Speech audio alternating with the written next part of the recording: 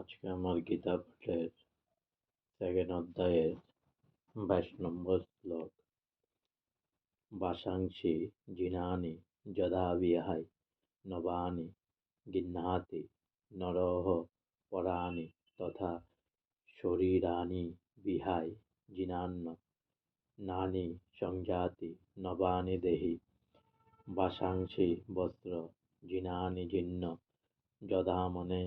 যথা মানে যেমন, বিহায় মানে পরিত্যাগ করে, নবানি মানে নতুন বস্ত্র, গ্লাতি মানে গ্রহণ করে, নর মানে মানুষ, অপরাণী মানে অন্য, তথা মানে তেমনই, শরীরাণী মানে শরীর, বিহায় মানে ত্যাগ করে, জিনানি মানে জীর্ণ, অন্নানি মানে অন্ন, সংযোজাতি মানে ধারণ করে, নবানি মানে নতুন দেহ, দেহি মানে শরীরই।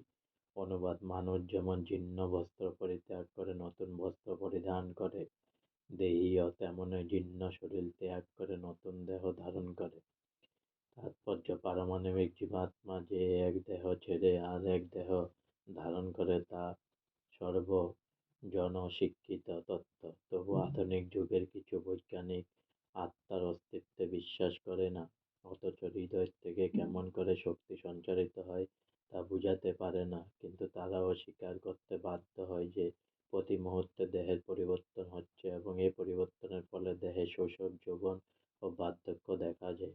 বার্ধক্যের পর আত্মা অন্য দেহ ধারণ করে, এ সম্বন্ধে ইতিপূর্বেই 2.13 বিশদভাবে আলোচনা করা হয়েছে। পরমাত্মার কৃপার ফলে অণু আত্মা ভিন্ন ভিন্ন দেহ প্রাপ্ত হয়। বন্ধু যেমন বন্ধুর মনোবাঞ্ছা পূর্ণ করে, পরমাত্মাও তেমন অণুর আত্মার মনোবাঞ্ছা পূর্ণ করেন। মুণ্ডক উপনিষদ ও শতোত্তর উপনিষদে আত্মা ও পরমাত্মাকে একই গাছে বসে থাকা দুটি পাখির সঙ্গে তুলনা করা হয়েছে। তাদের মধ্যে একটি পাখি জীবাত্মা, সেই গাছের ফল খাচ্ছে। অন্য পাখিটি শ্রীকৃষ্ণ তার বন্ধুকে পর্যবেক্ষণ করে চলেছেন। এ দুটি পাখি গুণগতভাবে যদিও এক, তবুও তাদের একজন সেই জড় জাগতিক গাছের ফলে আকর্ষণের আবদ্ধ, আর অন্যজন একান্ত সুহৃদয়ের মতো তার কার্যকলাপ কেবল পর্যবেক্ষণ করে চলেছে। শ্রীকৃষ্ণ হচ্ছেন সাক্ষীরূপ পাখি, আর অর্জুন হচ্ছেন ফল আহারে রত পাখি। যদিও তারা একে অপরের বন্ধু, তবুও তাদের একজন হচ্ছেন প্রভু এবং অন্যজন হচ্ছেন ভৃত্য। জীবাত্মা পরমাত্মার সঙ্গে তার এই সম্পর্কের কথা ভুলে যাবার ফলে এক গাছ থেকে আরেক গাছে, অর্থাৎ এক দেহের থেকে আরেক দেহে সে ঘুরে বেড়ায়। এই জড় দেহরূপ বৃক্ষে জীবাত্মা কঠোর সংগ্রাম করছে, কিন্তু যে মুহূর্তে সে অন্য পাখিটিকে পরম গুরুরূপে গ্রহণ করতে সম্মত হয়, যেভাবে অর্জুন শ্রীকৃষ্ণের উপদেশ লাভের জন্য স্বতঃস্ফূর্তভাবে তার কাছে আত্মসমর্পণ করতে সম্মত হয়েছিলেন, তৎক্ষণাৎ অধীন পাখিটি সমস্ত শোক থেকে মুক্ত হয়। মুণ্ডক উপনিষদে 3.1.2 ও শতোত্তর উপনিষদে 4.7 প্রতিপন্ন করে বলা হয়েছে: সমানে বৃক্ষে পুরুষ নিমগ্ন ফণি শয়া শোচতি মুহ্যমান জুষ্টং যদা পশ্যত্য নমি সম্যস্য মহিমানমিতি বিশ্ব। দুইটি পাখি একই গাছে বসে আছে, কিন্তু যে পাখিটি ফল আহারে রত সে গাছের ফলে ভোক্তারূপে সর্বদাই শোক, আশঙ্কা ও উদ্বেগের দ্বারা মুহ্যমান।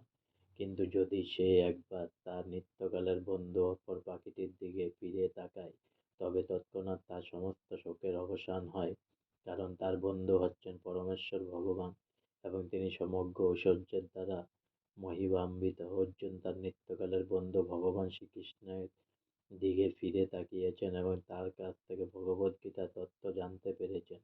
এভাবে ভগবান শ্রীকৃষ্ণের কাছ থেকে শ্রবণ করার ফলে তিনি ভগবানের পরম মহিমা উপলব্ধি করতে পারেন এবং সমস্ত শোক থেকে মুক্ত হন। ভগবান এখানে অর্জুনকে উপদেশ দিয়েছেন তার বৃদ্ধ পিতামহ, শিক্ষক আদি আত্মীয় পরিজনদের জন্য শোক না করতে। পক্ষান্তরে সে ধর্মযুদ্ধে প্রাণ ত্যাগ করার ফলে তাদের দেহগত কর্মফল জনিত সমস্ত পাপ থেকে তারা মুক্ত হবেন বলে আনন্দিত হওয়া উচিত। যজ্ঞবেদীতে অথবা ধর্মযুদ্ধে আত্মোৎসর্গ করলে তৎক্ষণাৎ সমস্ত পাপ থেকে মুক্ত হওয়া যায় এবং তার ফলে উচ্চতর জীবন লাভ হয়। সুতরাং সুতরাং অর্জুনের শোক করবার কোনো কারণ ছিল না। আজকে আমার গীতা পাঠের সেকেন্ড অধ্যায়ে সাংখ্যযোগের 22 নম্বর শ্লোক এখানেই শেষ হলো। হরে কৃষ্ণ কৃষ্ণ কৃষ্ণ হরে হরে, হরে রাম রাম রাম হরে হরে। অনেক অনেক সাবস্ক্রাইব করুন আমার চ্যানেলটি, অনেক অনেক লাইক করুন প্লিজ।